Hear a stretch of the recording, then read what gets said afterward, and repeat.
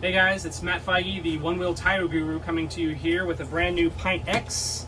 I'm going to show you guys how to change the tire on this bad boy, and you're not in for too many surprises actually. It's basically the same exact board as a Pint, just with a bigger battery box and beefier front bumper. So let's get into it. First things first, you're going to need your T20 6-point, as per usual. We're going to go ahead and remove the fender delete first. Let's get this off of here.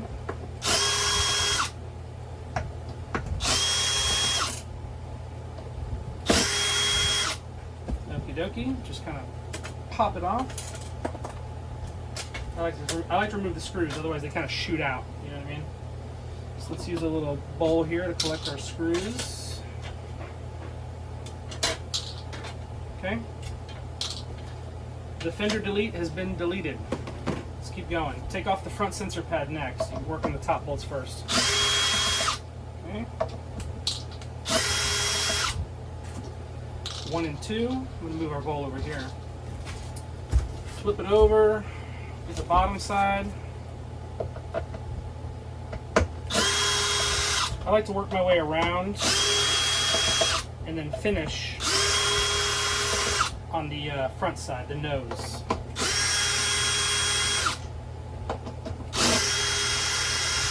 Okay. These guys out. 1, 2, last one coming up. Okay, now the sensor pad is now free, as you can see. Free as a bird. See those little tap tap tappy? Sometimes you can get these out with a little magnet. Makes your job a little bit easier, right? Sometimes they don't want to go, so we just pull them out on our own. There's one big one, long one, goes in the corner. Long one right here, other corner. While we've got it upside down, let's go and remove these cable protectors as well. Super simple, just a small flat Phillips head screwdriver. 1, 2. Okay, this just comes right out. This guy right here. Do the other side.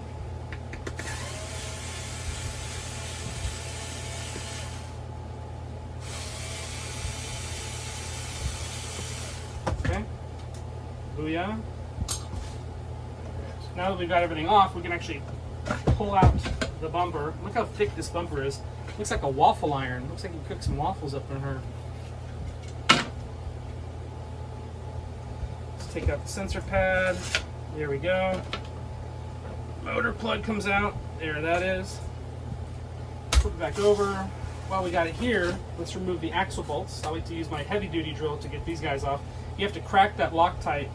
Careful not to break the bolts or your bits, but you want to definitely add some power to it. Pull those guys out. I like to loosen them at first. You know, maybe take one out, but leave the other one in, because you're going to need something to hold on to the other side while you remove these two.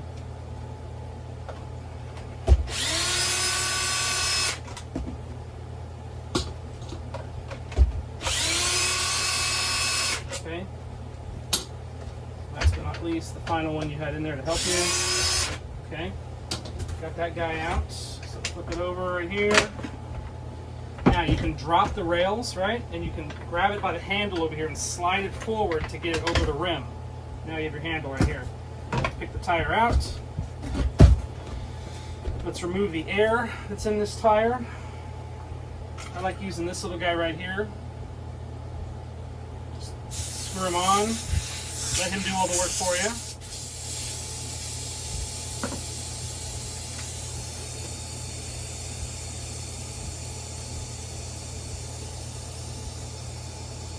Come on, guy. There, once it gets, you know, the tire gets deflated enough, you can just take out the core stem now. So you want to remove that core stem because we're going to be adding armadillos, red slime. Sorry, that's an empty bottle, but I got a full one underneath the workbench, so don't you worry. Alright, now I'm going to remove this rubber from the rim. Just give me a second.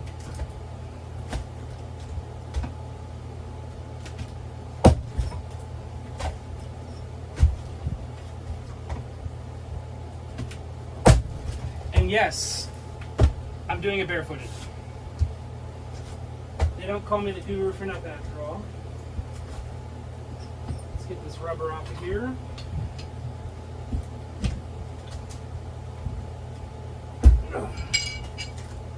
To get that rubber off, my towel, I like using these plastic coated, spoons or whatever you want to call them.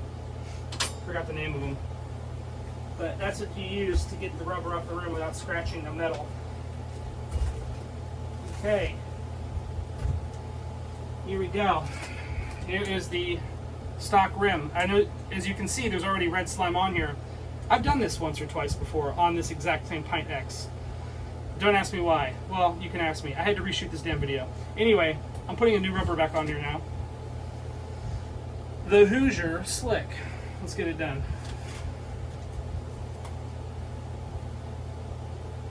Now when you put these tires on, make sure the arrow is going that way. If you have the air nozzle, like for example, if I've got the rim down on the ground and the air nozzle is facing up at me, the arrow should be going backwards.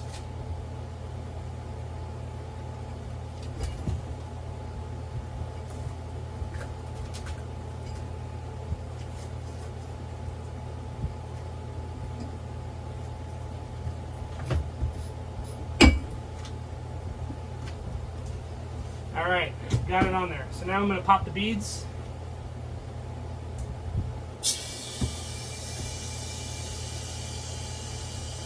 One, two. Now, I'm going to add the slime. Armadillo's red tire sealant. Add that to the tire. Clean off the tire. And then add your core stem back. There we go.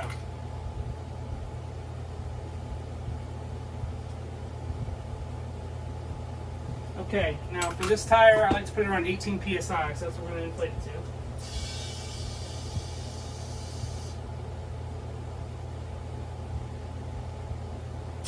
to. Okay.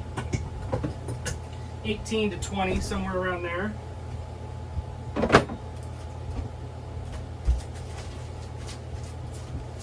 Back on here. So basically just reverse the process now. So put your tire over here, your motor cable's on this far side. If the board's upside down, look for the notch right here, make sure that's facing straight down because it's going to go back into the notch on the axle blocks. Don't forget your handle. You can't really because this is the other axle block. So let's put that in the rail, slide it down, get it in place, and then push your tire in there, your motor hub assembly, get it to line up.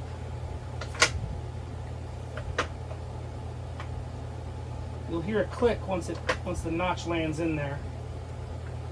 There we go.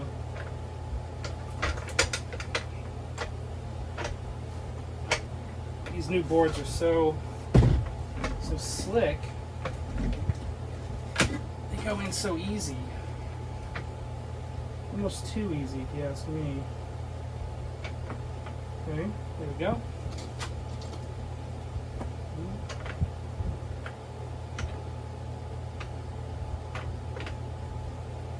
Okay, there we go. Okay. All right, now you just put these back in loose. Don't tighten them down all the way yet. As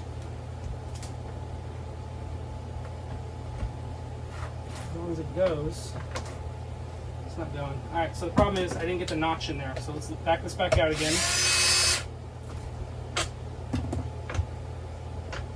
There we go.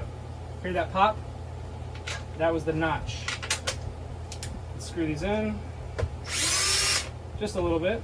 Just so they bite. There we go. These other guys in. Okay. Alright, now we can start plugging things back in again. Let's plug in our motor port here, our motor cable. Rotate the head around so it fits into the prongs. and then you can screw it down tight. Now let's add our sensor. Same story here. The notch is on the bottom. Place it on there gently. You don't want to break any pins or anything, obviously. Alright, there we go.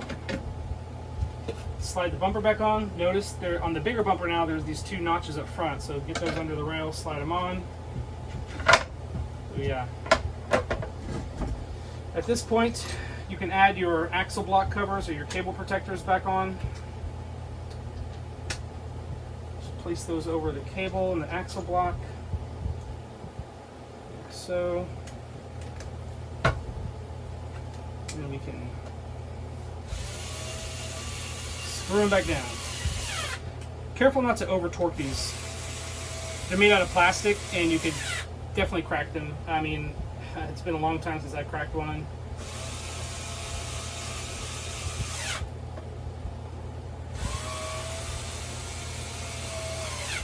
There we go. Okay. Now let's add our other screws here. Remember the long screws that we pulled out? These go in the corners here. Shorter screws go in the end here, as well as right up next to the tire here. These all go there. Okay, now you want to hold your sensor up to the bottom. Every drill, put these in. Careful not to over torque them.